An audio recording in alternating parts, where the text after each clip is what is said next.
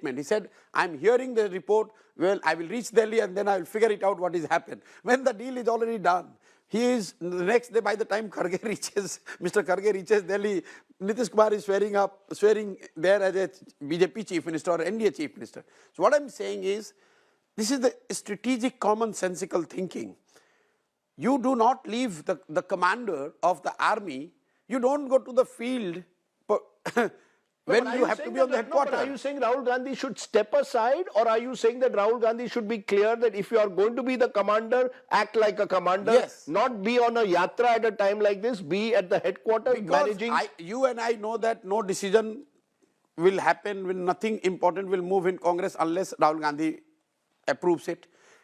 And when you need that minute-to-minute involvement and his decision making, his opinion, he is in Manipur, Nagaland, he is in Yatra. I don't think this is the best use of his time. So what I'm saying is, he has to be clear. It's not about whether he's a prime minister face or he's the campaign manager, he's running. I read your tweet only. If you are doing this yatra, a solo yatra, then this is the worst time to do a solo yatra. Then it should have been an India yatra. Exactly. It should not have been a Congress yatra. And if you are doing a Congress yatra, then forget about India. You know, because you've often said that, and many believe now, that Indian elections have become presidential. 2014, 2019 general elections are increasingly about kaun banega Pradhan Mantri leadership contest. Would the India alliance pitching a Nitish Kumar a few months ago, or a Mallikarjun Kharge now, or even a Rahul Gandhi, would that make any difference, or that's not really I was the issue asked anymore? this question on Mr. Kharge, and my answer was, whoever you pitch, be decisive, be clear. Look at the name proposal vis-a-vis with regards to Mr. Kharge. Two allies proposed his name. He in the same meeting said yes and literally backed out.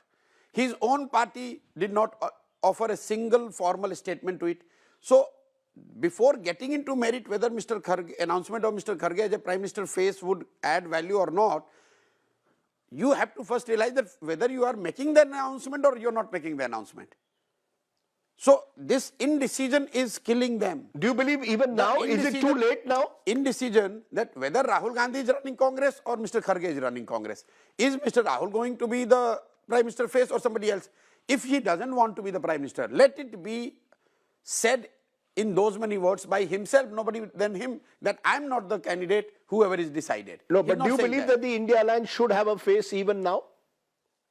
I still go back and say, if they have a face, definitely it will add value, definitely. You know, the reason not having a face is not going to give them any advantage. The reason I'm asking you this is because while the India alliance appears in disarray, as you said, perception-wise certainly, the BJP on the other hand seems to have got an extra dose of energy. They seem to be even more energized than they were before 2019 because of the Ram Mandir consecration ceremony. Do you believe that has now pushed Mr. Modi onto another level even compared to 2014 and 19, because now it's Ram, it's Labharti, and it's Hindutva? No, I don't think Ram Mandir thing is going to add a great deal of new vote to BJP.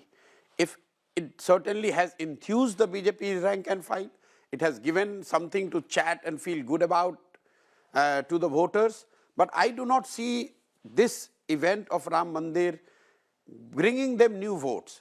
If there is anything, it has certainly consolidated their vote. The vote is, again, the vote this time is definitely for the Mr. Modi or against him. It's not about Ram Mandir. Now, what is the BJP's USP in 2024? Is it Ram, is it Modi, or is it Viksit Bharat? It's Modi. And Ram, Viksit Bharat, Labharti, Hindutva, everything is now subservient to this brand Modi. What is brand Modi? What is this secret sauce? Because you worked with him. What is the secret sauce of this brand Modi? How is brand Modi in 2024 different to the brand Modi that you worked with in 2014?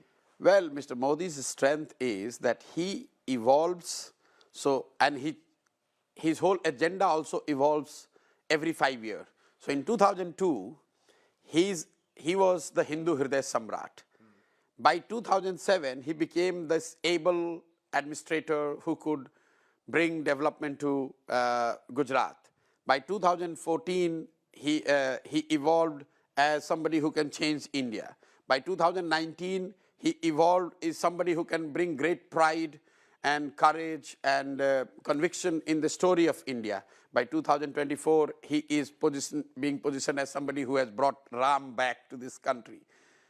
That is how he has evolved, and everything what they do is subservient to this evolution. So the cult of Modi now is even bigger than that of the BJP. People are voting for Modi, not the BJP. Definitely, no, goes without saying. I'm not saying they are not voting for BJP, but I'm saying a bulk of the vote that is coming their way, Modi is the major decisive factor, But how will is you, the delta. How will you respond to those who will say that... You go to the field and many contesting MPs would concede this, that but for Modi, they would find it very difficult to win with the same track record, with same Hindutva, with same Ram Mandir euphoria, with same Labharthi model. Just remove Modi, many MP candidates of BJP would find it difficult to win. Because in 2019, interestingly, CSDS post-poll survey showed that 1 in every 3 people who had voted for the BJP had voted because they said they wanted to vote for Mr. Modi. Yeah. So in a sense, without Mr. Modi, the BJP is not the dominant force, you're saying. It's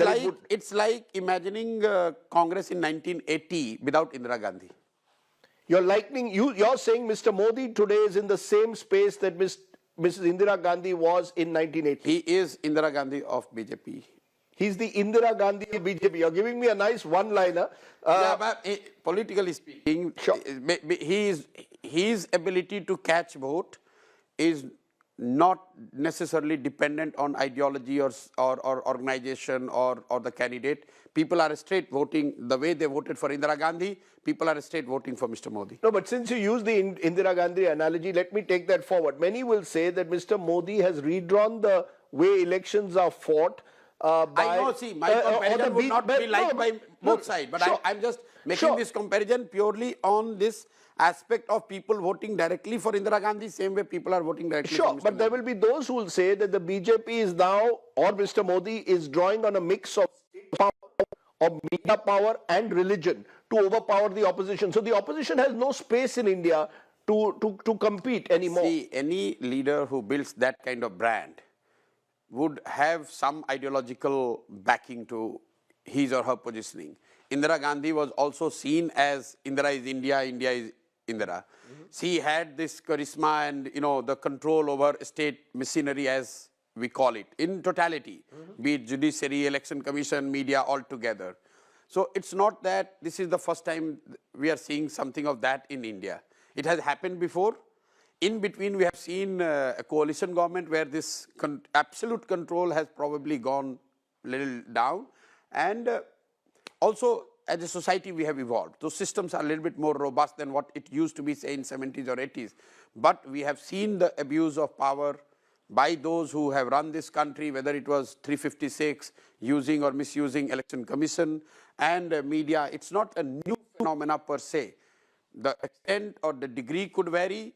Depending on who you are and who is analyzing the situation, could choose to say, no, the earlier one was bad, but not this bad. But as a society, as a country, we have seen it. No, the reason I'm asking you this is today opposition leaders are blaming EVMs, want us to go back to ballot papers. Others are saying the enforcement directorate is simply targeting opposition leaders. Institutions like the election commission have been captured. A defeatist mentality or a sense of victimhood has gripped the opposition, that everybody, sab hamare khilaf ho gaye hain. The system is against us today. I doubt. You don't agree with that? No, I don't agree. If that is the case, I heard Rahul Gandhi saying that free media, make media free, ED, CBI free, election commission free, and I will win. Yes. Somebody need to just ask a commonsensical question, that in 2014 you were in the power. Media was very much under you. Election commission, judiciary and entire system was under you. How did you came to 45? They argue the BJP and Mr. Modi have misused these powers that you have. They have misused state power. Rajdeep, stick to that logic, that if Congress party is losing only because of ED, CBI, election machinery and media, etc., then how did they lose in 2014? Just tell me that.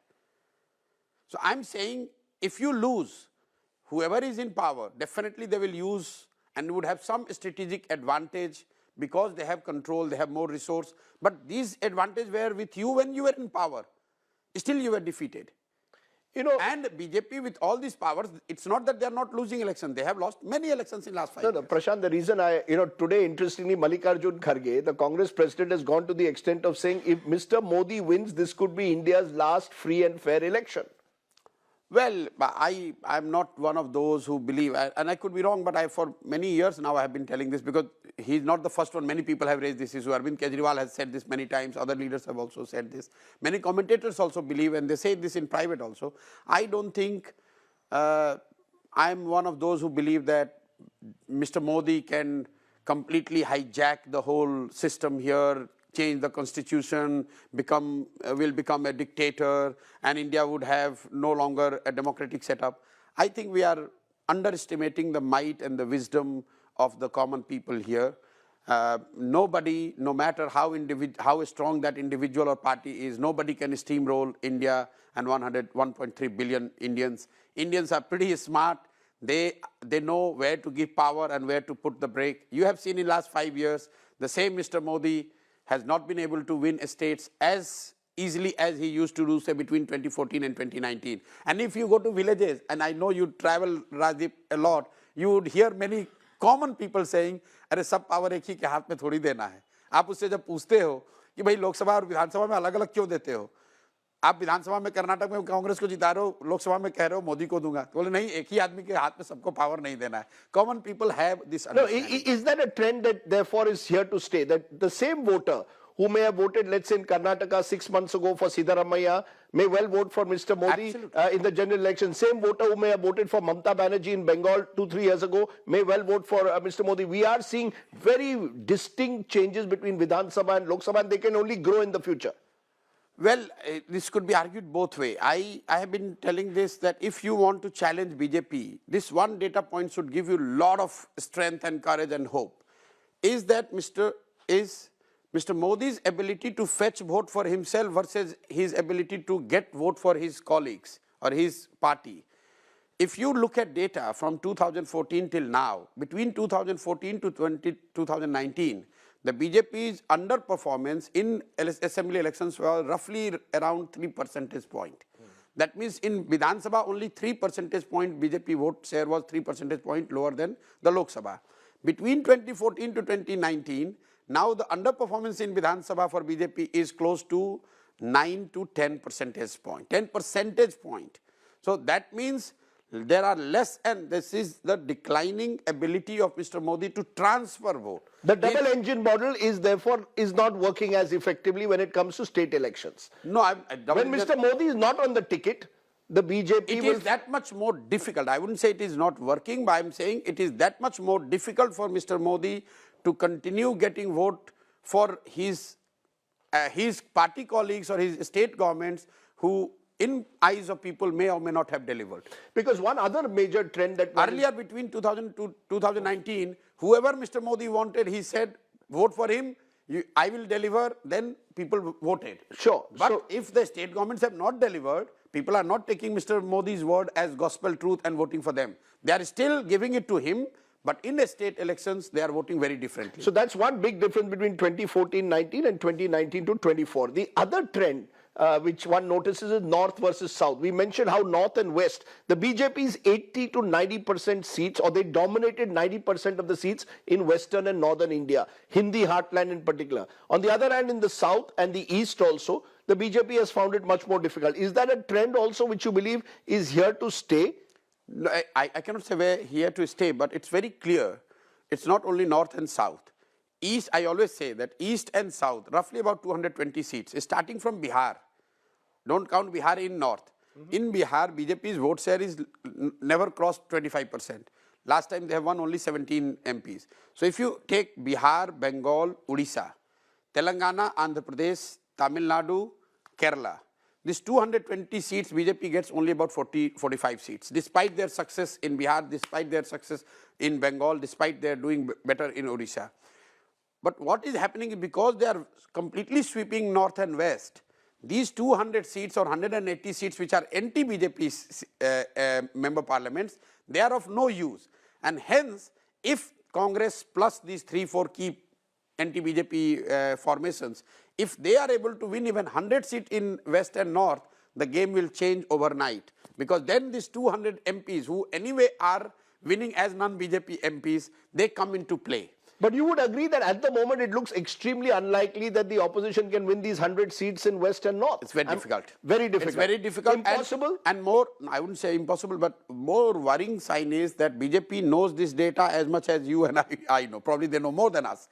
And hence you see the BJP's effort and their organizational focus is completely on East and South. Look at the number of trips Mr. Modi has done to Tamil Nadu and Kerala compared to, say, Madhya Pradesh or Rajasthan. In outside election time, all his visits are to Tamil Nadu, to Kerala. Look at the effort Amit Shah puts in building Telangana and Bengal. People are not paying attention. In Telangana, BJP got 14% vote. That's a very good launching pad for a party like BJP to take on Telangana. Similarly, in Tamil Nadu, I see BJP getting into double-digit votes here this time. Make no mistake, they will, anything between 7 to 12, 15% vote is possible for BJP in Tamil Nadu. In Kerala, they are already there in around 10% vote. So while BJP is investing in their weak areas, opposition is not able to hold either their strong areas or get into the new areas where they need to work on. So I don't see any party, whether it's SP or say NCP or RJD or Congress, which is the biggest party in the North and West, investing in rebuilding, re-energizing, taking a new approach to rebuild their party in these states. You know, you've given us a nice broad national picture, but I for a moment want to look at your home state, since that's the one you've been traveling through extensively over the last 15 months, your Jan Suraaj experience. As you travel, do you see a mood for change among voters? Do you believe that voters in a state like Bihar also want change, want a better life? Because one of the other distinctions between India is the India which is growing at a much faster rate, mainly Peninsula India, and an India which is growing at extremely slow rates, still has high rates of joblessness. Are these real issues before the people that lead them to believe they want political change? Rajdeep, it's a common sense. Who doesn't want a better life? It's a question of what defines better life for you. These states like Bihar, the aspirations have been crushed so low that getting 5 kg free ration is fulfilling of the aspiration. Getting 500 rupees pension is an fulfilling of an aspiration. Maybe in Karnataka you have to pay 2,500. But to say that fundamentally people in Bihar doesn't want good life is, I think, is a very derogatory statement to make. Whether it's for Bihar or UP or Odisha, you have to be in their shoes to understand what their life is, how difficult the life is. You are talking about better education, GDP, growth, this, that. People are not getting to eat. People are not, they don't have house. In Bihar, for example, the old age pension is 400 rupees. Just imagine sitting in Delhi. In 400 rupees, the poor woman or a man has to live whole month. His eating, his household, everything is covered in that 400 rupees. No, which is precisely what I want to know. If it remains an area of darkness, why is it in the last 30 years it's been dominated only by two figures, either by Lalu Prasad, Nitish Kumar? In a way, Nitish Kumar has shown up the entire system. He can go with RJD one day, BJP one day, but Nitish Bihar ki ek tarah se majburi hai. Yeah, no. It's because the two mainstream large parties who should have taken the responsibility of helping the states like Bihar, namely the Congress and BJP, both in the interest of getting more MPs in Delhi, they have sacrificed the interest of people of Bihar. It's like what we call the resource crush in Africa. The more mines, more minerals you have, more is the loot. Similarly, what has happened to UP and Bihar? These states have been seen by national parties or national formations as the states from where you get the maximum MP. So their predominant focus is how to get the maximum MPs from Bihar or UP. So what happened when Congress was in power? As sensible economist, as executive like Prime Minister, he could not think out of box to do something for Bihar, because all they were interested in that with the help of Lalu Yadav, get some 20-25 MPs to run the government in Delhi. In return, if Lalu wanted to run the government he wanted to run, the way he wanted to run in Bihar, they overlooked, they closed the eyes. The same thing, unfortunately, BJP is doing vis-a-vis Nitish Kumar. They are quite aware that Nitish Kumar is doing nothing. They are quite aware that Bihar is the most poorest and the deprived state even today after 15 years of coalition government of BJP and Nitish Kumar. Make no mistake, out of 18 years of Nitish Kumar as a CM, 15 years he has been CM with BJP. But BJP is completely willing to overlook it because they don't want to take the risk of not getting that 30-35 MP seats. So they are sacrificing the interest of people of Bihar, the children of Bihar, because they want 30 seats from Bihar. But do you believe that caste-based parties or regional parties that are run around a family or around an individual like a Nitish Kumar, are they reaching exhaustion point? Do you believe a stage will come where in the next 10 years people will look for alternatives, or are regional parties here to stay? You've told us Congress you believe is on the decline, but are regional parties here to stay? Yeah, so I would make a sweeping comment that there is like a curtain wall that, from today onwards there will be no regional party, no caste-based party. It's a cycle. What goes up will come down. If BJP comes down, whoever is a strong force there, whether it is a regional party or Congress, they will gain. If KCR is a regional party, he declined, Congress was there, they benefited.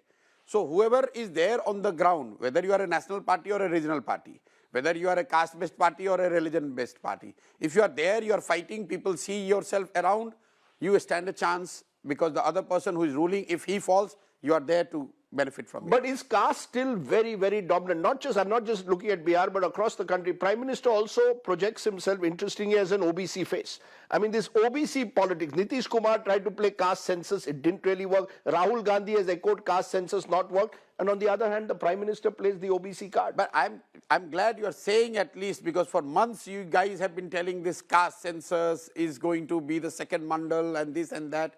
And I've been telling it on ground, there is no resonance to it. No resonance at all. No resonance. Why? Because in politics, you can play one thing only once in lifetime. You can't do it again and again. Caste thing once, mandal done, dusted, people who benefited, people who suffered, has done. Now you cannot redo it. Nitish Kumar tried doing it. Very quickly he realized that it's not resulting into any electoral gain. So that's why he has gone back to BJP. Caste is an important factor, no doubt about it. If you do politics in India, you must understand this reality that caste is one of the major factors. But caste is not the only factor. Make no mistake, caste is not the only factor. Look at the states where we talk about the caste politics most, which is UP, Bihar. Today in UP and Bihar, BJP is getting the maximum vote, both states. In these states, you go and talk to anyone, they say, no, we are not voting for BJP, we are voting for Mr. Modi. How many people of Mr. Modi's caste live in UP and Bihar? So if we are saying that everyone in Bihar and UP are voting only basis caste, then who is voting for Mr. Modi in UP and Bihar? They are definitely not voting on the basis of caste. So there is caste angle, there is Vichardhara / Hindu factor, Hindu-Muslim factor, the religion aspect. The third is this Labharti, governance, whatever you call. And fourth is your own electoral muscle, the organization, your ability to convert your support into vote. But what does Mr. Modi, according to you, embody today? What does he embody that, on the other hand, Rahul Gandhi does not? See, there are many, depending on who you are. For many, Mr. Modi is a self-made man and Rahul is a dynast. That itself is a reason for them to go for Mr. Modi. You believe that is still there? The Kamdar, Namdar narrative still runs? Yes, I'm saying, nobody can say how much, but I'm saying this, if you put 10 people in room who are voting for Mr. Modi versus Mr. Rahul Gandhi, and you'll ask, why are you voting for Mr. Modi? I'm sure 2 or 3 will say this issue, that he is a self-made man, and Mr. Rahul Gandhi is a dynast. There are 2, 3 who will say that Mr. Modi is honest, he is not corrupt, Mr. Congress party is corrupt. Under Gandhi's, they have run a corrupt government. There are third element which people will say that under him the Hindu resonance is happening. So Hindutva is there, self-made man is there, incorruptible is there, he's a hard-working, decisive person, he's bringing glory to India. All those aspects. We cannot say only one aspect. So different people find different reasons. But put together these 5, 6 issues which build Mr. Modi's persona or the brand, which allows people to say, okay, for this reason I want to be with Mr. Modi. So as we come to the end, I want to look into the future. 10 years from now, Mr. Modi, who's been this dominant personality, will be in his 80s. Do you still see a Modi-centric, BJP-centric, Hindutva-centric polity, Congress declining, and maybe a new political force emerging? I don't know about 10 years, but it would be very difficult for BJP to continue dominating beyond, 5 years or so, because that would mean like going beyond 15 years of ruling country. But what I see is BJP as a party, as a political formation, is going to be one of the dominant force around which the politics will revolve in 20, 30 years at least, like it was in case of Congress. Again, I must clarify, this doesn't mean that a lot of people think that they start saying that I'm saying that BJP cannot be defeated. Even if BJP is defeated, BJP will be the central political force around which the polity will move for another 20, 30 years at least. Somebody will emerge, somebody will defeat them for sure. In next 5 years could be done, could be 10 years it could be done. I don't know about the timeline and who will defeat. But no, would it be the Congress or a new political force in your view, or regional parties? No, it has to be a Congress in a new form, which... What do you mean by Congress in a new form? New leadership or new form? No. What is new form mean? Ideologically, one side is this right to center, another is the left to center. So left to center space is dominated today by Congress, and the Congress has to reincarnate itself and come in a manner where it takes the dominant vote share of the left of center, which still is bigger than right of center. So you don't see the likes of Arvind Kejriwal and all emerging to occupy that space? You remember 2-3 years back, we had this discussion post Bengal, and I told you it's literally very difficult, because in last 100 years, this country has seen only 2 pan-India parties. It takes time. It takes 20, 30 years for you to build party, to reach the national, taking a technical national party status is not same as being a national force, national political force. So for BJP, it has taken more than 50 years. Make no mistake, they started at Jansangh, and they went to up to 50 seats, then 30 years of decline, then they repositioned themselves at BJP. That took them another 10 years for them to become a national force. So I'm not somebody who would say that Congress is going to finish. The Congress in some form or other will remain the dominant force opposing the BJP's ideology and what BJP represents. In a way, you're offering hope to Rahul Gandhi and the Congress. Stay the course. I'm not saying Rahul Gandhi, I'm saying Congress, the space, left of center. I'm saying that in this country, left of center space is not going away. And broadly, that's what Congress claims to represent ideologically. So if Congress were to regroup, re-energize, represent them, reposition themselves, there is a denominator.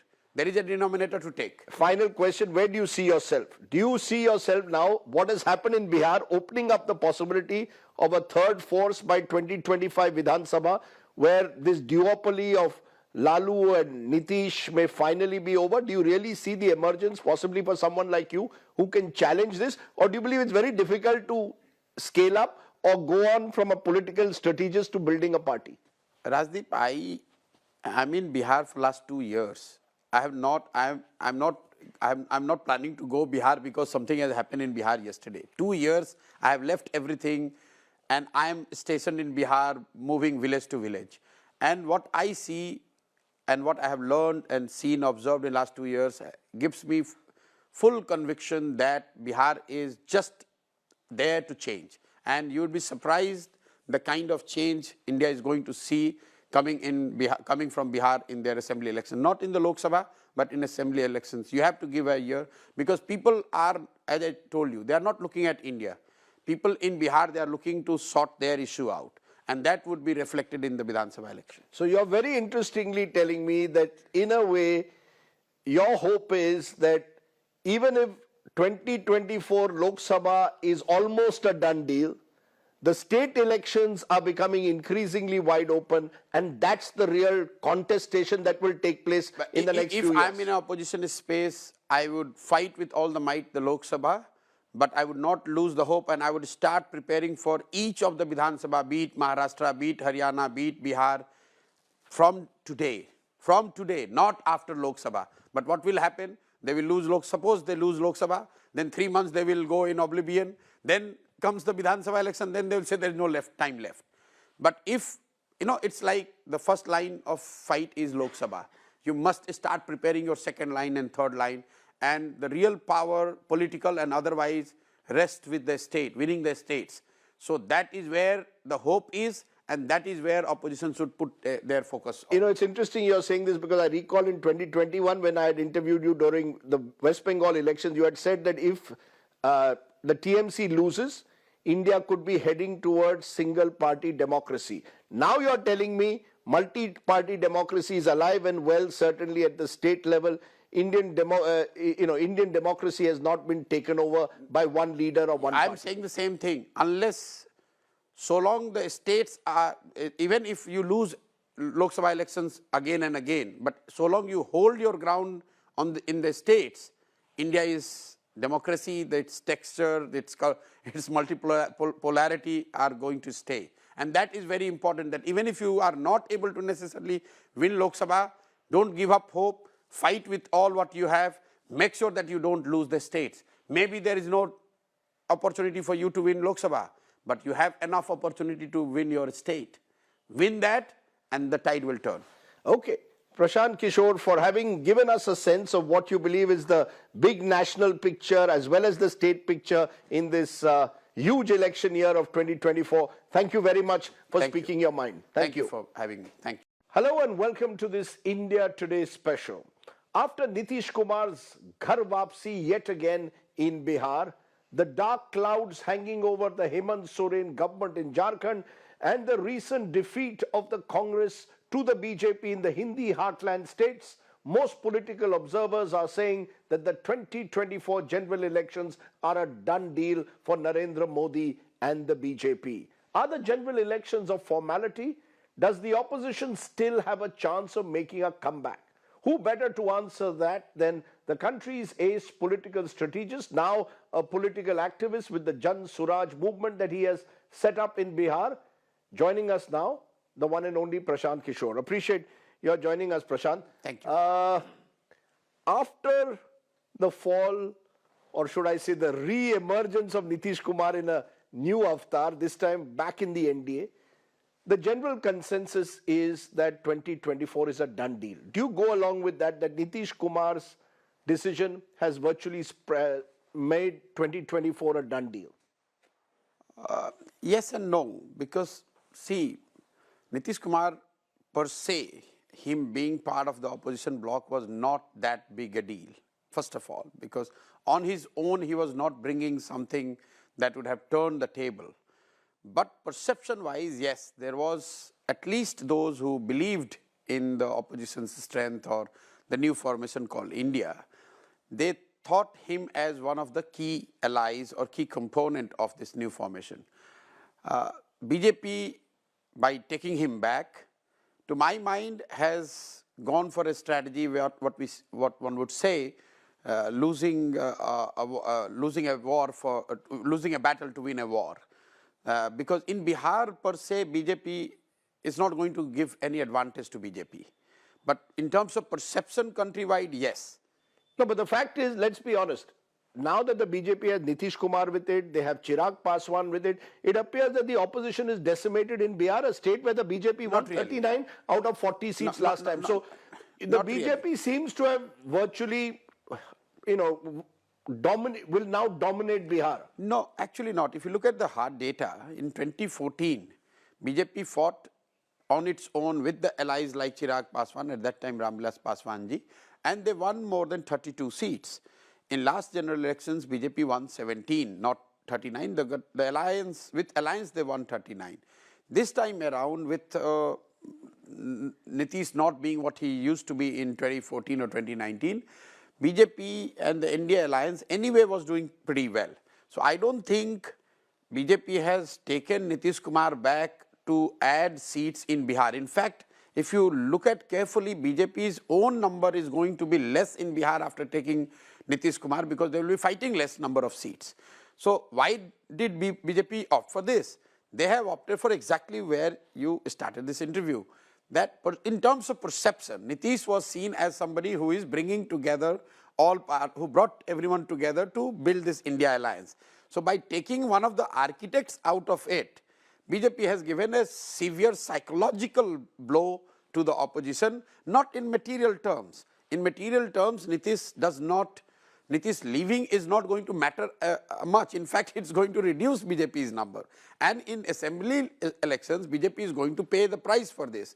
But they have opted for it knowingly because they want to win the war, maybe lose the battle in Bihar. No, in a sense, it seems that the BJP has decided that 2024 up ki bar 400 par. You see, they are psychologically intimidating the opposition. Would you agree that all of this, therefore, It's the It's perception... a part of psychological thing. That's what I'm trying to tell you. It's not a tangible gain for BJP. It's a psychological blow to the opposition. But it's not as much the tangible gain for BJP as much the psychological blow to the opposition. But many will say that the opposition, in any case, Prashant, has not really taken off. This India alliance has not taken off. So that's what I'm trying to tell you, that any which way, it's not that with Nitish with India that they were doing very well. BJP was anyway in the lead position. With this new thing, they have given a psychological blow to the all effort which was built around India alliance. So why do you think this India alliance has not taken off? Why do you think, is it because each leader of this India alliance is restricted to his or her own state, has no chemistry nationwide, they don't have a narrative beyond anti-Modism? What is it? Why have they not taken off? First and foremost, the whole initiative came too late. They started only last year, June, July. Now, any sensible person, whether it is Nitish or Mamta or Rahul, Stalin, anyone, you might think how the seat adjustment would be, what the narrative would be, but everyone knew that there is an election in 2024. What prevented these leaders to form the same alliance, say, a year back? Just imagine if they would have done the same thing in 2021 or 2022, they would have got 2 years to sort out their differences. They would have got 2 years to decide the seat sharing. They would have got 2 years to reach to people, build a narrative, and would not have given a free run to BJP or NDA to build and play on their strength. So you don't think it has anything to do with the fact that they didn't make Nitish Kumar the convener of the alliance? None of that makes a difference. You just think that they got their act together too late. Too late, because in 6 or 8 or 9 months, in a country as big as India, when you are up against a very organized force, electoral force of BJP, you don't stand much a chance. I always say that anything and everything can be managed but for the time. I give an example. In 2019 results, Lok Sabha results, Didi got a setback in Bengal. So did Congress in Assam. In Bengal, within 2 months of Lok Sabha, we started the counter. TMC started the counter. They looked at what went wrong. They worked on their organization. They built their narrative. And by 2021, in May, TMC gained everything what they lost to BJP. In fact, they gained a bit more than what they thought. Compare that to what Congress did in Assam. They also lost, but they did nothing. They started building the Mahagathbandhan and all their effort in Assam 3 months before the election. So obviously 3 months was not enough. So is the Congress then the elephant in the room? That so long as the Congress doesn't revive or get its act together, this whole opposition plank simply will not take off? Yes, because they are the one who are fighting on 300 seats. And I always say that unless their strike rate, even forget about India, what happens to India today. Just look at if Congress is fighting 250 odd seats. If they win 30% of those seats, if Congress's strike rate is 30%, then BJP number, the NDA number would be closer to 250, 220 than 320, 330. It's as simple as this. Forget about everything else. Let's Congress deliver one third of the seats which they are fighting. The game will change. But they are not able to. Their strike rate is in low single digit. That's right. But their strike rate against BJP, a lot of people do not pay attention. If Congress has won 50 seats, they have not won against BJP. They have won against Communist in Kerala. They have won against I.N.D.I.A in Tamil Nadu. They have won against Akalis in Punjab. They have not won anything against BJP. So the moment their strike rate against BJP goes 25-30%, even if it is 25-30%, you will see the balance coming to this opposition and ruling. Sure, because most of these seats are in North and West. Most of these Congress versus BJP fights have been in North and West India, and in both 2014 and 2019, the BJP demolished them there. So do you see any prospect of the Congress reviving, or do you believe that is, as I called it, the kamzor kadi or the elephant in the room? Then unless the Congress revives, nothing's going to change on the ground. I wouldn't say this, I would just put it differently. Unless somebody breaks into the north and the west frontiers of BJP, they are not coming down. And when I say somebody, it means if Akhilesh's party were to break, say BJP in UP, and they win 30, 40, 50 seats, it's a big blow to BJP. If Lalu Yadav can defeat, Tejaswi Yadav can defeat BJP in Bihar, that's another 20, 25 seats. If Sharad Pawar and Uddhav Thackeray defeats BJP in Maharashtra, then even without Congress, BJP will be brought to like 200, closer to 200. But the problem is, unless Congress and plus these three big regional allies, unless they get their act, because it's not only Congress who's a strike rate against BJP in single digit. Same is the case with SP. Just look at their track record. In 2014, Akhilesh's party SP has won only 5 MP. When they fought